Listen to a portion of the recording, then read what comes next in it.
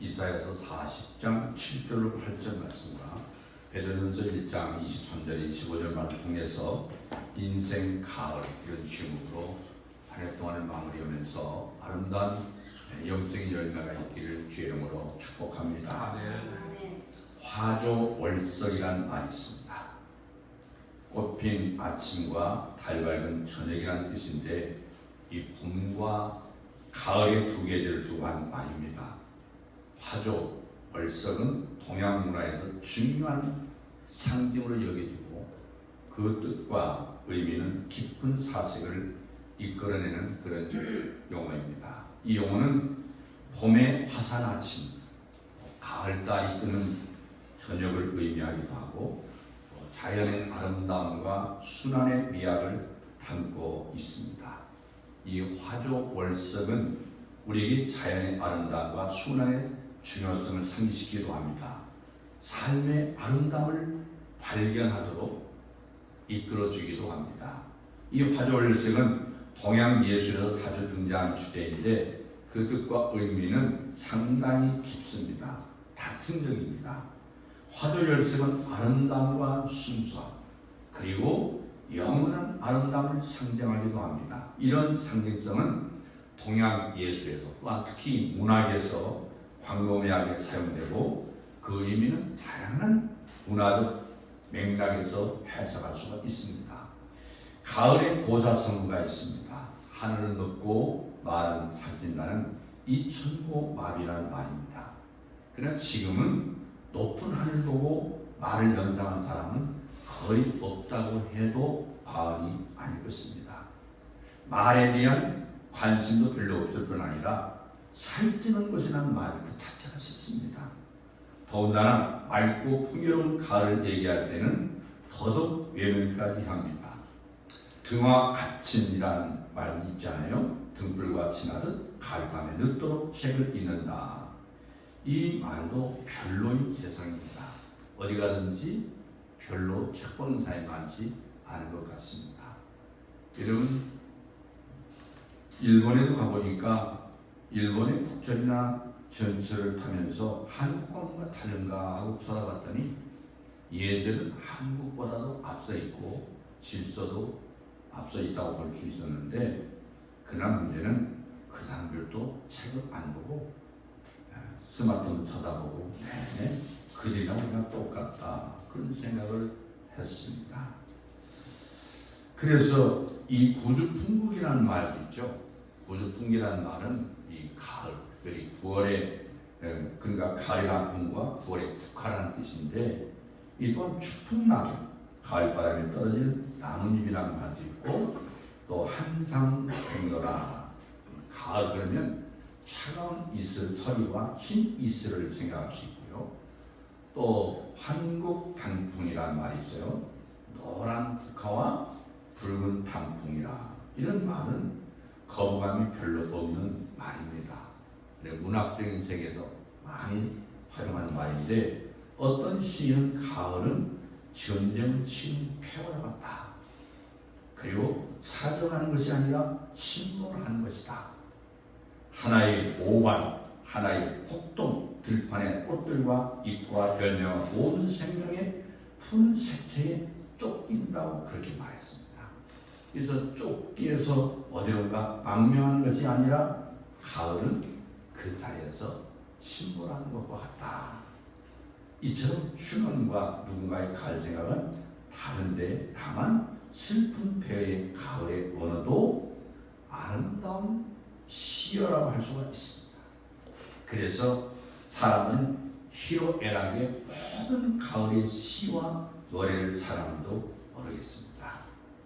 우리 교회에서 11월 셋째 주 추수감사하면서 오후에는 시화전을 6번째 갖게 됩니다. 여러분 그렇게 아직까지 나지 않으신 분 모르겠지만 저도 시 2편을 보내드렸고요.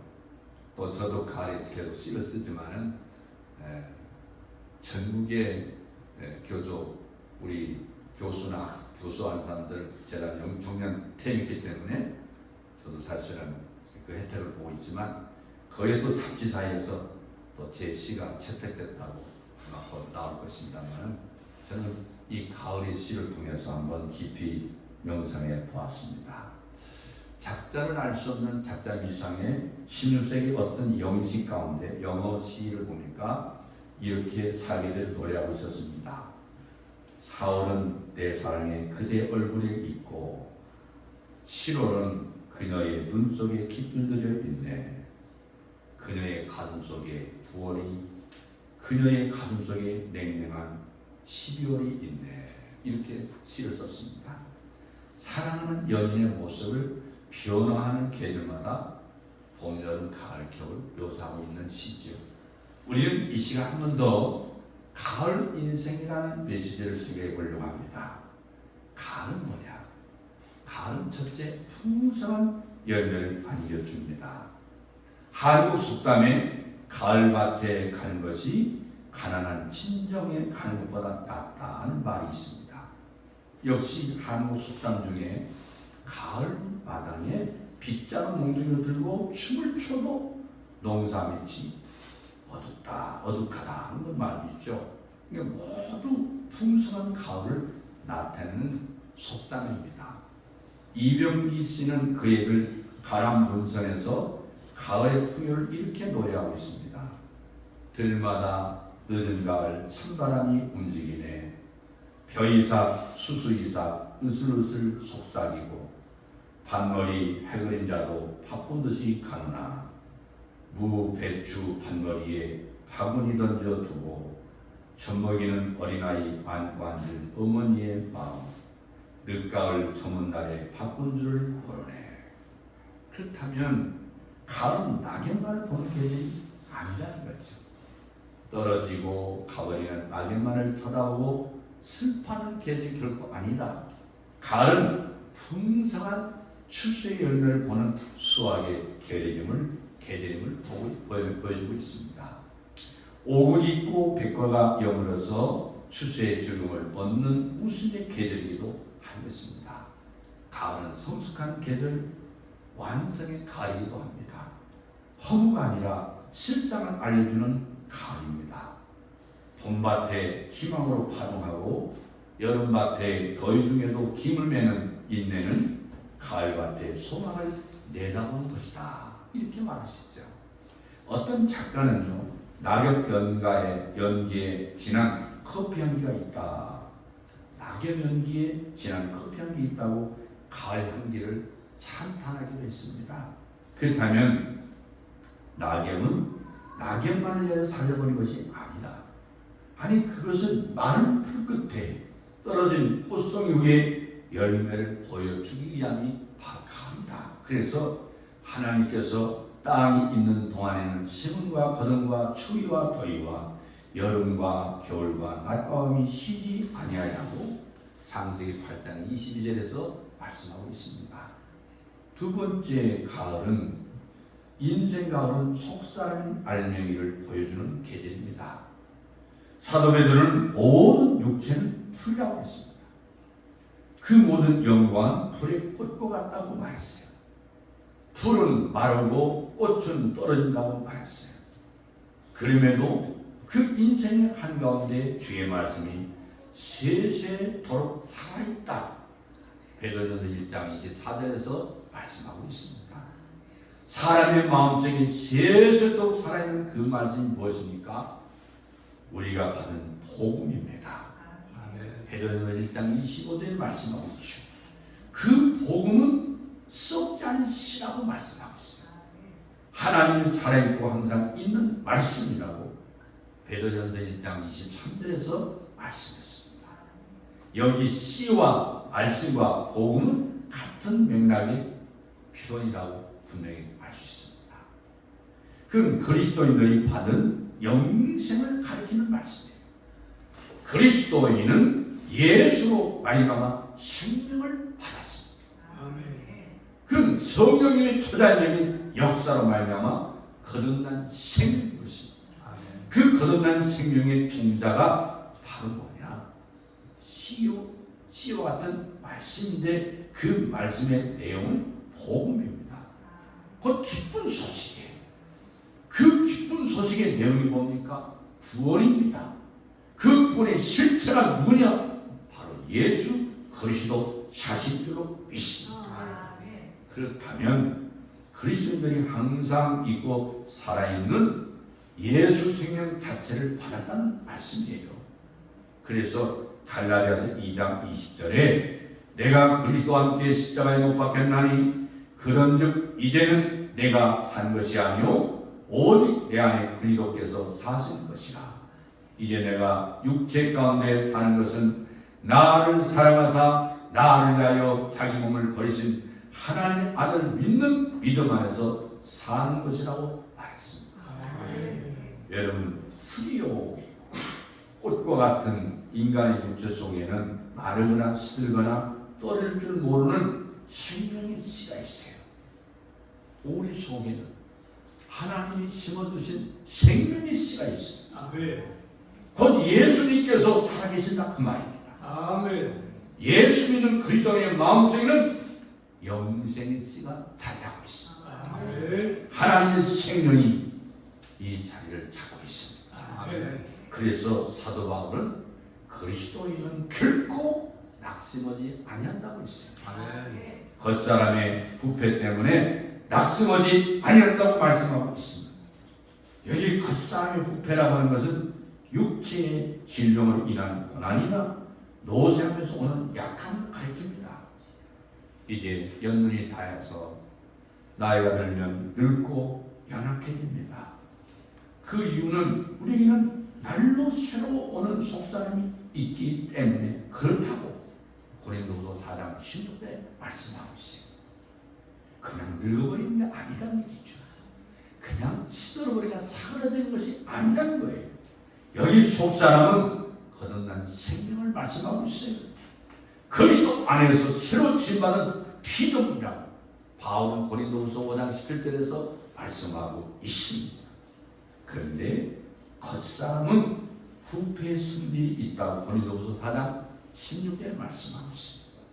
또 고린도후서 4장 17절 보니까 겉사람은 가벼운 것이라고 말씀했어요. 18절에는 보이는 것이라고 했고 또한 잠깐 동안의 것이라고 말했어요. 보이는 것은 잠깐 동안 보이는 것뿐이다. 땅에 있는 것이라고 고린도후서 5장 1절에서 말씀했어요. 무너질 장막과 같은 것이라고 고린도후서 5장 1절에서 말씀했어요. 사람의 손으로 지은 kit과 같은 것이라고 또한 말씀했어요. 여기 있는 것이요 이 세상에 잠깐 있는 것이라고 고린도후서 5장 2절에서 말씀했어요. 또한 탄식하는 것이라고 했어요. 그리고 벗겨지고 말 섬질 것이라고 고린도후서 5장 3절 4절에서 말씀하고 있습니다.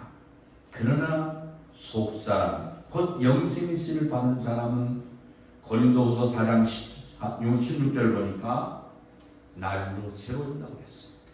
날로 새로운 것이다. 그리고 영광이 것 무거운 것이라고 말씀하고 있어요. 보이지 않는 것이라고 말씀하고 있어요. 또 뿐만 아니라 영원한 것이라고 또 말씀했어요. 근데 그것은 바로 하나님께서 지은 집이라고 고린도후서 5장 1절에서 말씀했어요. 여러분의 심령은 하나님이 지으신 집이라 그 말이에요. 하늘에 있는 영원한 집, 곧 신령한 몸이라고 고린도후서 5장 1절에서 말씀하고 있습니다. 간절히 사모되어진 것이라고 말씀했고 또 덧입게 되는 성질을 가지고 있다고 고린도후서 5장 4절에서 말씀했습니다. 성령의 보증을 받은 것이라고 5절에서 말씀했습니다. 또 그러나 믿음으로 행하는 성질 것이라고 고린도후서 5장 7절에서 말씀했습니다. 여러분 그리스도인에게도 인생의 계절이 가을이 있습니다. 인생의 가을이 있어요. 이것은 창조주의 법칙입니다. 말하자면 겉사람의 부패가 예수 믿어도 있다는 거예요. 여러분 낙연 인생의 과정이 있다 그 말이에요. 그래서 순간적으로 낙심하고 괴로워하는 경우도 없는 것이 아니라 있다 그 말이에요. 그러나 그리스도인은 궁극적으로 본질적으로 겉사람의 부패 곧 낙연 인생 때문에 낙심할 수만은 없습니다. 그 이유는 속사람이 날로 새로지기 때문에 내 안에 그리스도의 생명이 있는 우리 인생은 날로 새로진다고 바울은 말씀하고 있어요. 그래서 또 바울은 말하기를 고린도후서 5장 7절 10절 말씀 보면 우리가 믿음으로 행하고 보는 것으로 하지 아니하로다. 우리가 당자의 원한 바는 차라리 몸을 떠나 주와 함께 거하는 것이라. 그런즉 우리는 거하든지 떠나든지 주를 기쁘시게 한 자 되기를 힘쓰노라. 이는 우리가 다 반드시 그리스도의 심판대 앞에 드러나 각각 선악간에 그 몸으로 행한 것을 따라 받으려 함이라고 말씀했어요. 그래서 인생 가을을 맞는 성군 다윗은 뭐라고 기도했느냐면 시편 71편 18절 말씀에 하나님이여 내가 늙어 백수가 될 때에도 나를 버리지 마옵소서. 아멘. 71편 9절에 보면 다윗은 또한 이렇게 말하고 있어요. 나를 늙을 때에 버리지 마시며 내 힘이 쇠약한 때에 떠나지 마옵소서. 아멘. 간절히 기도했어요. 그 큰 이유는 바로 뭐냐? 71편 18절 보니까 내가 주의 힘을 후대에 전하고 주의 능을 장래 모든 사람에게 전하기까지 나를 버리지 마옵소서. 그가 맞는 인생의 가을을 내다보고도 오히려 하나님의 구원을 후대에게 전하고 싶은 그 간절한 인생의 충동으로 충만해 있다 그 말이에요. 부산의 대신동교회 황명수 장로님과 그의 부인 박두래 권사님이 있는데 이 할머니는요 경남 진주 이 반성에서 처녀 시절에 예수 믿었습니다. 오랫동안 공직에 몸담았던 황명수 씨는 결혼했습니다. 나중에 이 두 분은 부산으로 가게 돼서 지금의 대신동교회 설립 멤버가 되고 장로님이 되고 권사님으로 한평생 그 교회를 섬기다가 두 분이 은퇴했습니다. 나이 70이 되면 은퇴하게 되어 있습니다. 근데 이 두 분이 교회를 사랑해서 봉사하고 종들을 섬긴 일은 모든 교인들이 익히 알고 있는 사실이에요. 몸은 늙었지만 교회 봉사직을 은퇴한 후에도 교육자는 저는 물론이고 여러 교우들이 두 분을 부모님처럼 사랑하고 섬기고 있다고 하는데 이 두 분이 놀란 것은 새벽 3시만 되면 교회에 찾아와서 새벽 기도를 시작해서 여러 가지 내용을 담은 제목들을 가지고 빠짐없이 오랫동안 성전을 떠나지 않고 기도하고 있다는 거예요. 더욱이 두 부부가 전도의 사명에 불타던 중에 그 할머니 권사님은 전철을 타고 왕래하면서 전도합니다. 만난 사마다 예수를 전합니다. 그런 전도를 할 뿐 아니라 그 전도 열매가 있어서 이분들로 말미암아 수십 명이나 되는 사람이 교회에 함께 나와 참석해서 그분들과 함께 예배를 드린다고 해요. 육신적으로는 슬펐습니다. 그렇지만은 그 아들은 사실은요, 그분은 아들 딱 하나만 떴어요. 근데 전도에서 영의 자식들 많이 거느리고 주일마다 그들과 함께 하나님 성전에서 예배를 드리고 있다는 거예요. 자, 이런 경우에 이분들을 낙엽 인생이라고 할 수가 있겠어요?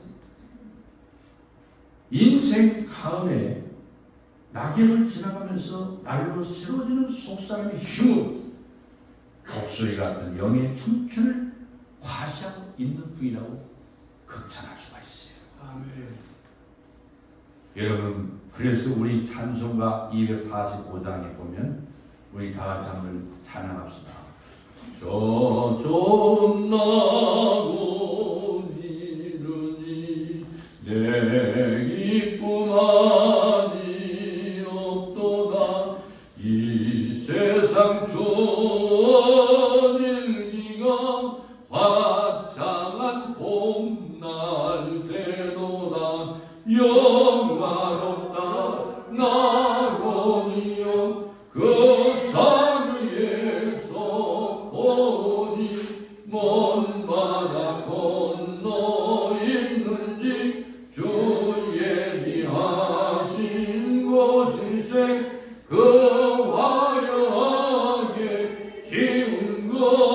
영원한 내 집이로다.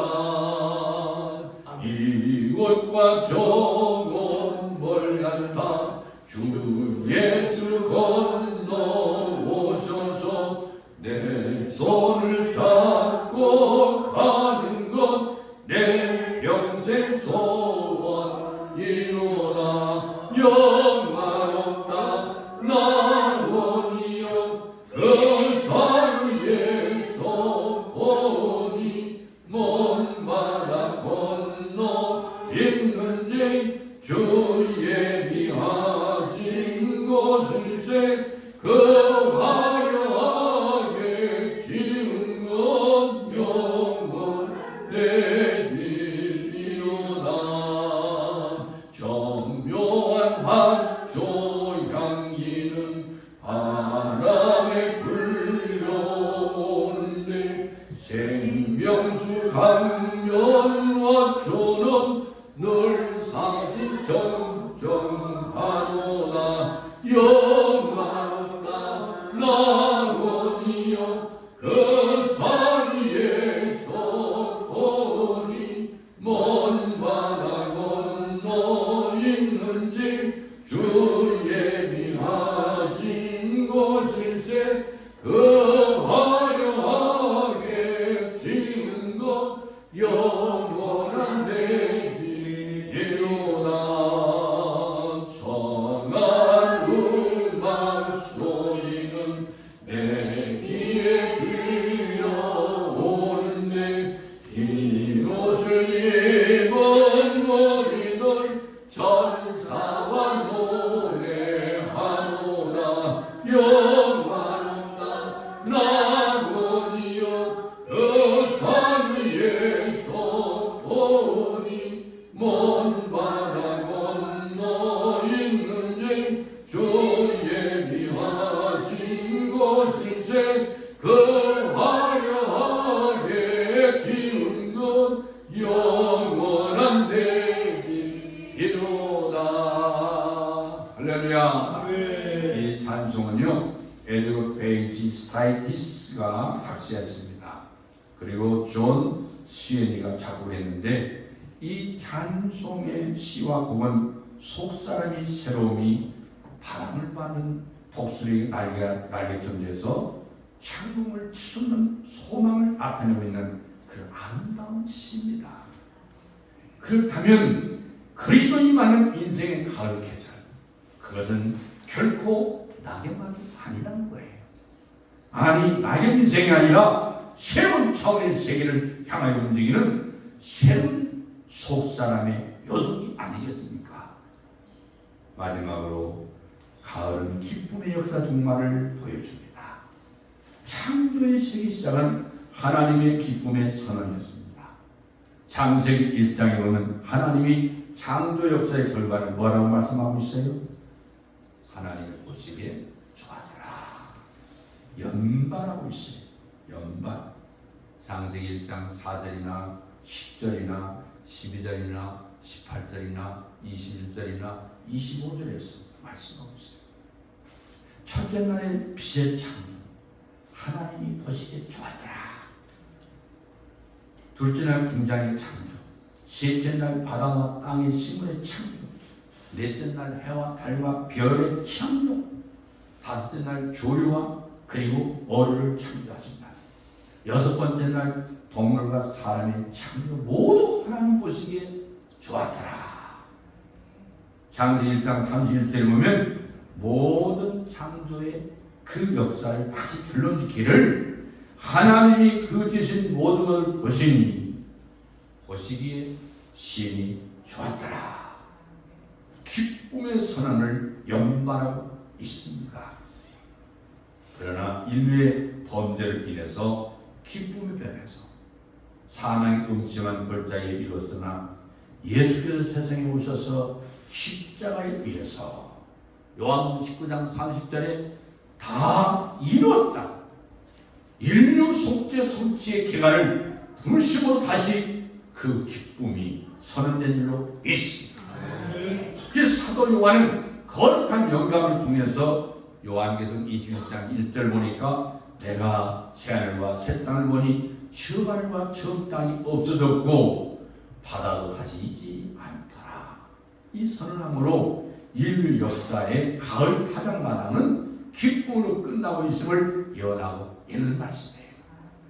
여러분, 다시는 사망과 애통과 곡한한 것과 아픈 것과 해와 달과 밤의 저주 다시 없는 인류 역사를 황금시대가 도래하고 있다고 요한계시록 21장에서 말씀하고 있는 거예요.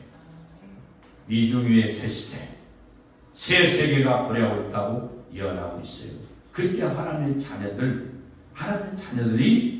해와 달같이 빛나는 영광을 누릴 것이라고 말씀하고 있어요. 있습니까?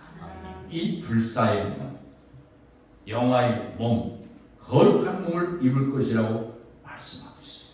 바로 역사의 가을 타작마당 이후에 일어날 희락의 세계의 약속인 것입니다. 믿습니까? 그렇다면 성경은 인류 역사는 기쁨에서 시작합니다. 장례장 보니까 기쁨에서 시작됐어요. 요한복음 3장 16절과 19장 3절에 뭐라고 했어요?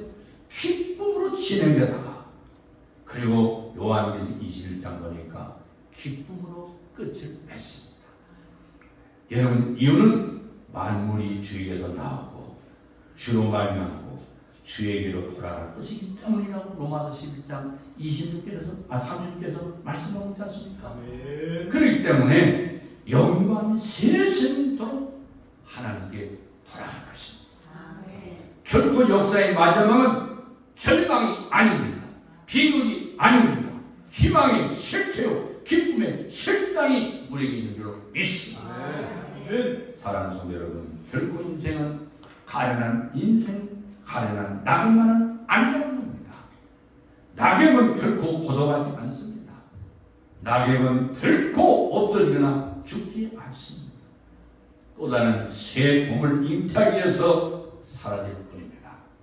모든 육체는 불이요 그 모든 영광이 불의 꽃과 같아서 불은 마르고 꽃은 떨어지되 오직 주의 말씀을 영원토록 세세토록 있도다. 아멘. 할렐루야. 저는 한국 사람 가을이라는 김용택 씨를 제 시를 소개하지 않고 이분의 시를 마지막으로 제가 낭송하겠습니다. 가을, 김용택. 가을입니다. 해질녘 먼들 거스름이 내 눈안에 들어섰습니다. 의력, 아랫력, 온 들녘이 모두 샛노랗게 눈물 겹습니다. 말로 글로 닿을 수 없는 내 가슴에 눈물겨운 인정과 사랑의 정감들을 당신은 아시는지요. 해지는 풀 속에서 우는 풀벌레 울음소리 따라 길이 살아나고 먼들 끝에서 살아나는 불빛을 찾았습니다. 내가 가고 해가 가고 꽃이 피는 작은 흙길에서 저녁 이슬들이 내 발등을 적시는 이 아름다운 가을, 이 가을의 서정을 당신께 드립니다. 기도하겠습니다.